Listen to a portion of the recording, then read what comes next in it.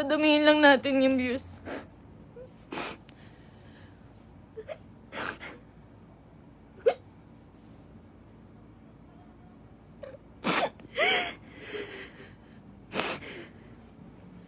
Magsasalita na po ako.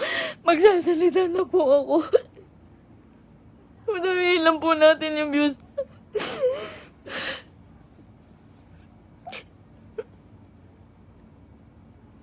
Magsasalita na po ako. Pipilitin ko pong isa-isahin. Pipilitin ko kahit gano'ng katagal tong live na to. Iisa-istain ko po ang panggagago sa akin ni Merc. Ni Christian Merc Gray.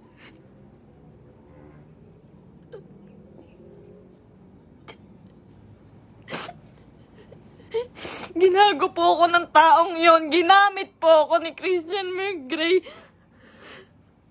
Lahat po nang nangyayari sa lahat ng video namin, mula umpisa hanggang ngayon, scripted. Lahat po yun sinunod ko dahil mahal ko siya. Dahil gusto ko ibigay yung buhay na gusto niya. Kung magtataka po kayo kung bakit maraming nawawala sa amin sa Team Merpay dahil sa kanya. Dahil po sa ugali ni Merc. Napakademonyo po ng ugali ni Merc. Ginago niya po lahat.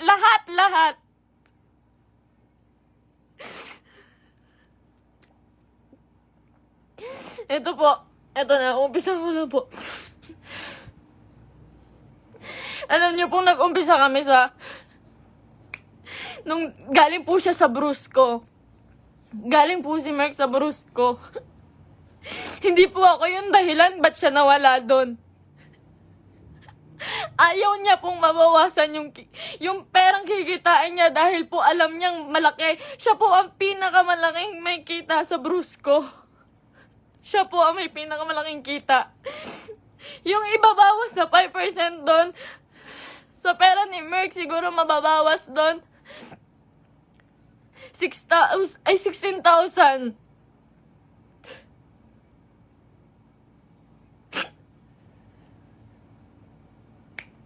Lahat po ng kaibigan niya, ginamit niya.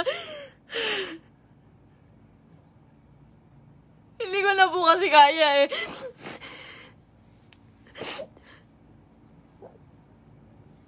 Sobra po yung ginawa ni Merc. Sobra. Hindi ko na po kaya. Pasensya na po kayo.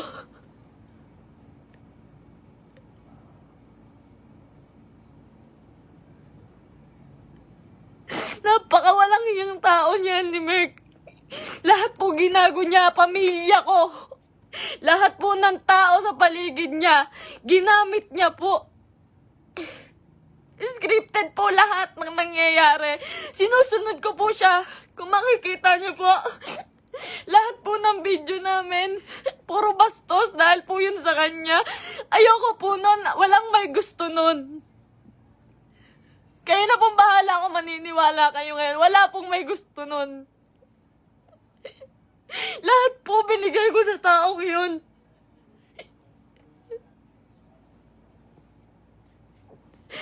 Lahat po ng panggagamit sa katawan ko. Lahat po ng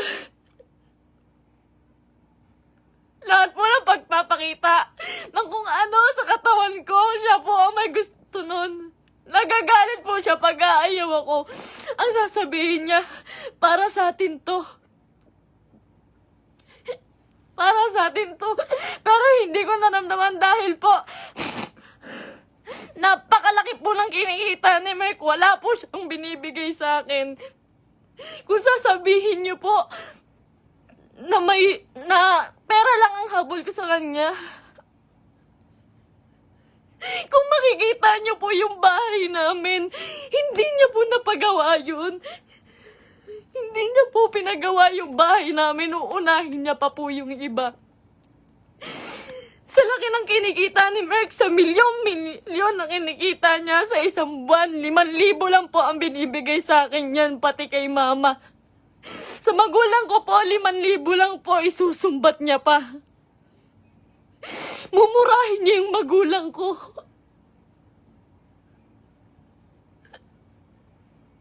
Sasabihin niya, manang-mana ka sa magulang mo.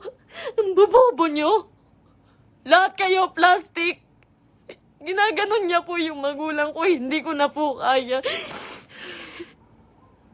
Ngayon po, nawawala po si Merk ngayon. Lahat po ng nangyari, scripted po. Scripted. Tinatago po ako ni Merk. Tinatago niya po ako. Hindi niya po ako pinapalabas. Ayoko na po. Ayoko na talaga. Ayoko na po talaga. Ayoko na po. Ang ginagawa niya lang po. Nandito po ako ngayon kasi nawawala po si Merk. 6 na araw na po siyang nawawala. Kasama niya po yung babae niya. Yun dun po sa... Si Pam doon sa video na bago makaganda.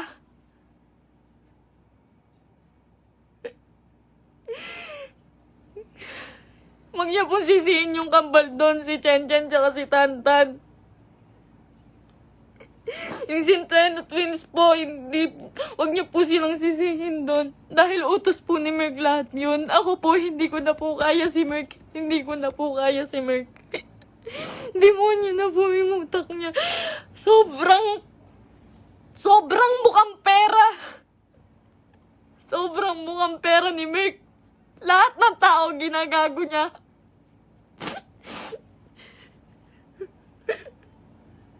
Sinisira niya po yung nanay ko po. Yung nanay ko na nasisira na din po sa inyo.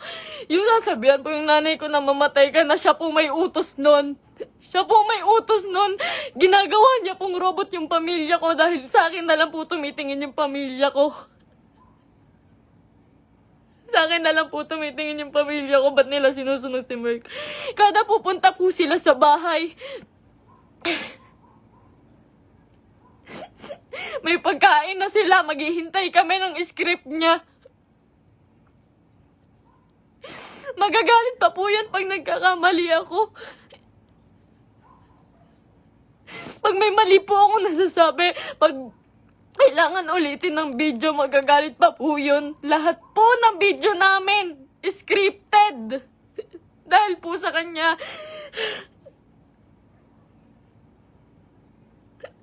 Sobrang abusado. May babae po si Merk ngayon. Yung babae nga, yung Pam po. Grabe, Merk. Pinatulan niya pa. May anak na po yun. May anak na. Sabi niya. Sabi ko nun, Mahal, baka naman papatulan mo yan. Baka naman totoohanin mo. Ang sabi niya nun, hindi. Kamukha yan ng ex ko. Hindi ako papatol dyan. Ginagago niya yung babae sa akin. Sinisira niya. Sabi niya, tanginang mukha yan. Papatulan ko ba yan? May anak na. Ginaganon niya yung babae. Ngayon, nandun siya. Nasa Quezon po si Merk. May katibayan po ko. Lahat po. Lahat. Kahit sa chat, kahit yung babae. Nahuli ko po kasi dahil po dun sa post ng babae. Nag-post po yung babae. Nakasama po yung sasakyan namin. Tapos yung cellphone ko po, nagla-login po yun sa Quezon.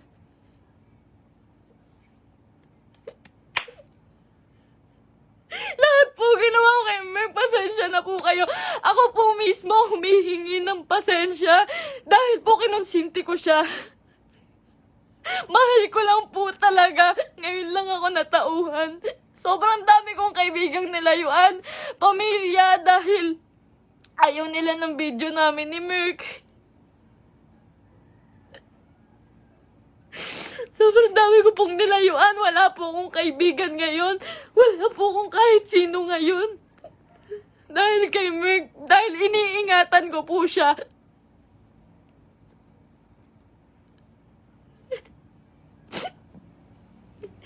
Kaya totoo po yung sinasabi niya, scripted lahat sa amin. Scripted lahat ng buhay na binigay sa akin ni Merk. Lahat po ng pera niya sa kanya lang po. Sa laki po ng pera niya, nagkakautang pa po siya. Sobrang sama, sobrang samang tao. Ultimo shampoo namin, sabon namin, ako pa bumibili. Grabe po, pambabastos sa akin ni Merk. Hindi niya po ako nirespeto.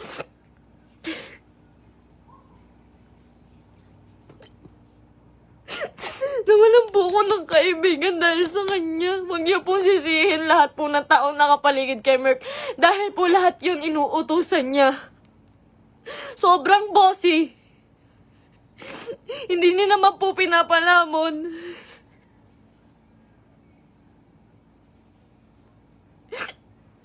Hindi ko po expect na darating po talaga to. So, ilang beses na rin po ako niloko ni Merk about sa babae. Nung una, pumatol siya sa kaibigan ko. Pangalawa, pumatol siya sa pan. Pasensya na po kayo. Kasi alam ko po, scripted po yun eh. Pasensya na po kayo. Ako na po humihingi ng pasensya sa inyo. Ginawa ko lang po yun kasi sobra po akong nagmahal. Bago po namin makuha si Asurada, ang inuulam po namin araw-araw, itlog at tuyo araw-araw para makuha niya lang yung sasakyan niya. Lahat po ng meron siya ngayon, sa kanya po nakapangalan. Pati yung bangko po, sa kanya po.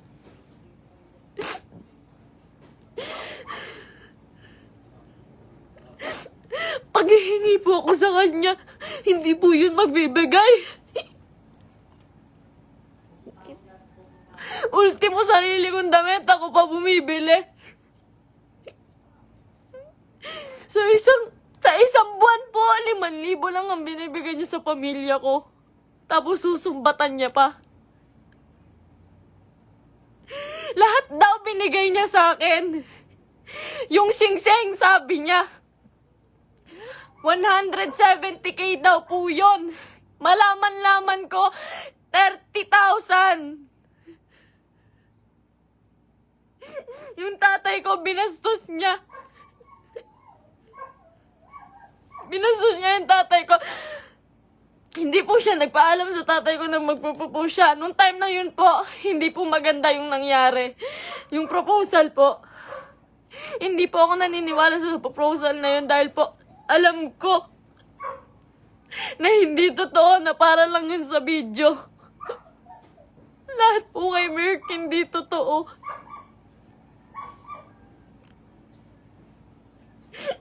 Yung buhay niya, yung pagkatao niya, yung buhay na binigay niya sa akin, hindi po yun totoo.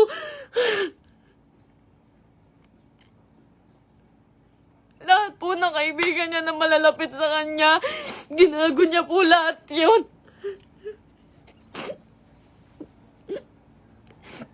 May nakakita po sa kanila dito sa Naik. Flex niya pa po pala yung babae kahit kanino. Pinakilala niya pa kung kani-kanino dito sa Naik. Sa mga taong malapit sa akin. Hindi niya alam.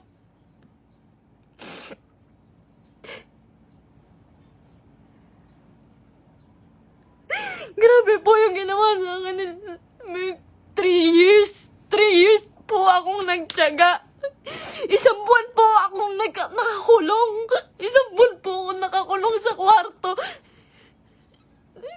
Kinukulong niya po ako kasi bawal daw po ako makita ng kahit sino ng kapitbahay. Nandito lang po ako pag uuwi po ako sa Antipolo.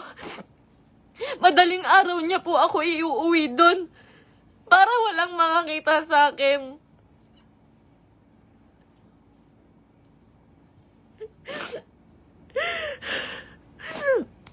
Lahat po ngayon suko na kay Merk.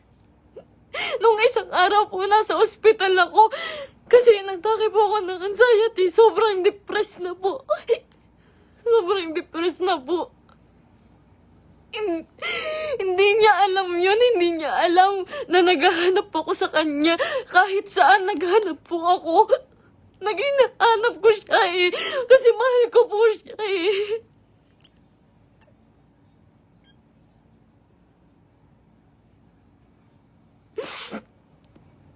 Ilang araw po wala akong tulog, wala akong kain, kakahanap sa taong yun. Tapos malaman ko na kasama niya yung babae. Huwag niyo pong sisisihin yung mga tao sa paligid niya dahil siya po ang naggawa nitong gulong to. Huwag niyo sisisihin si Kuya Mark, yung Centennial Twins. Kahit sino. Siya po ang gumawa nito. Sobrang boss po ni Merk. Sobrang pa-boss po. Sa lahat po ng video, kung makikita niyo po, lantad na lantad yung suso ko para lang mapanood ng mga tao.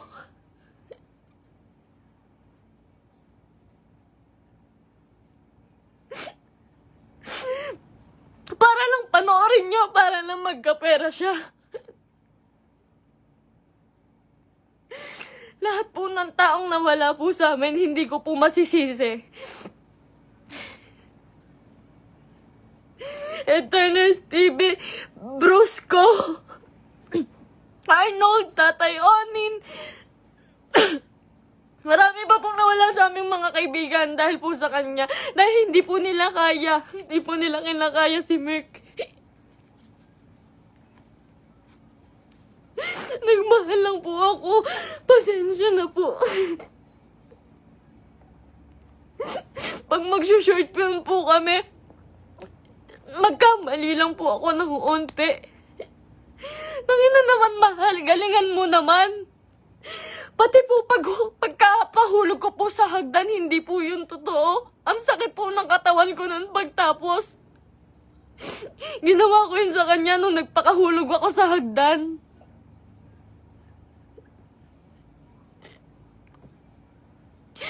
May mga pasa po ko lagi pag may nangyayaring hindi magandang prank. Lagi po ako nagkakasugat, nagkakapasa dahil po sa ginagawa namin.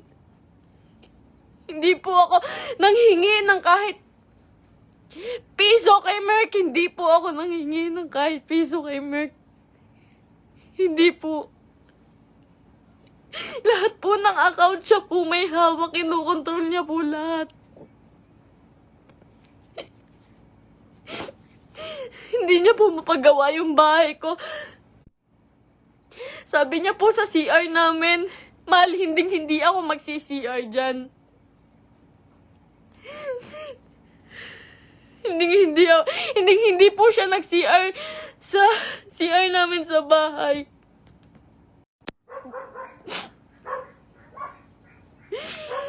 Pero hindi niya po yun mapagawa. Tinitiis niya po yun. Kayo na pong bahala kahit hindi na po kayo maniwala. Hindi ko po kayo masisisi. Kasi lahat ng ginawa ni Merk, hindi totoo yun. Wala nang totoo kay Merk. Mahal na mahal ko yun. Ang dami kong ginawa para sa kanya. Alam po yan ang mga totoong kaibigan namin. Alam po nila kung gaano ako nagsasakripisyo araw-araw. Napakarami niya pong pera, pero ang dami niya rin pong utang. Hindi ko na po alam kung saan niya pinupunta yung mga pera. Kung makikita niyo naman po kasi sa mga video namin, wala po talaga akong hawak na may mga pangalan na damit, may pangalan na sapatos. Lahat po yun ako lang po. Uutang pa po ako sa ibang tao, magkapera lang.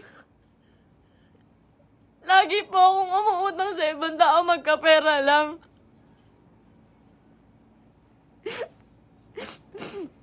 Ayun po, hindi ko na po kaya. Hindi ko na rin po talaga kinaya. Wala pa po akong tulog kain. Na-hospital pa po ako. Hindi po ako nagmamakaawa sa inyo. Wag po kayong maaawa sa akin. Gusto ko lang naman po sabihin sa inyo yung totoo. Kasi ayoko na pong may mga taong masaktan. Ayoko na pong... Hindi ko po kasi talaga kaya yung mga bash. Hindi ko po yun kaya. Nag-aaral po ako noon. Pinatigil niya po ako sa pag-aaral para lang po sa video. Yung pangarap niya po yung sinunod namin eh. Yung pangarap niya, tinabi ko na po yung pangarap ko. Grabe yung sakripisyo ng pamilya ko. Grabe. Sasabihin niya, yung nanay mo, plastic. Yung nanay mo, sa Cebu po. Sa Cebu, hindi siya nahiya. Hindi po siya nagbigay ng kahit ano, na kahit piso lang doon sa tiniran namin. Iniwan niya po ako doon para lang po sa babae. Sabi niya po may sponsor. Iniwan niya po ako sa Cebu. Magkasama po kami doon isang araw po. Ang usapan po, 1 linggo po kami doon. Kasi po pupunta na po kaming Canada. Mas malaki po kasi yung kita sa Canada. Kaya po kami pupunta ng Canada, pero hindi ko na po kaya.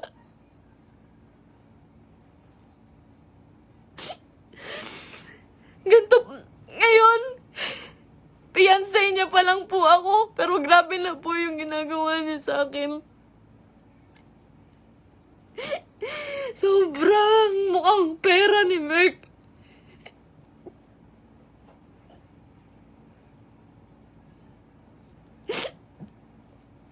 Magalit na po kayo sa akin, pero ginawa ko lang po yun kasi mahal ko po yung tao. Pasensya na po. Pasensya na po.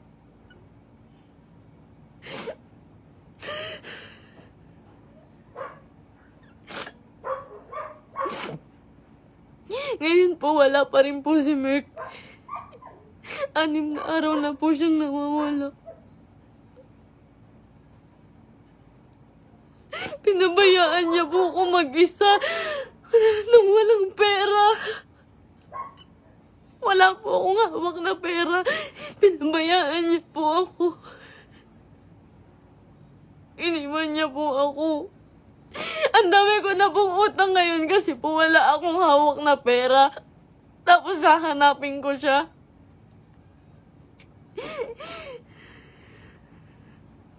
Masakit po kasi lalo eh. Fiancé na po kasi ako eh.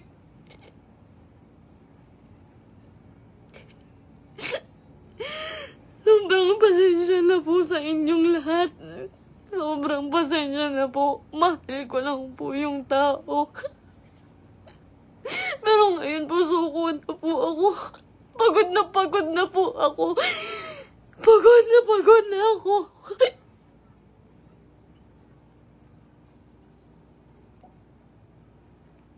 Pasensya na po.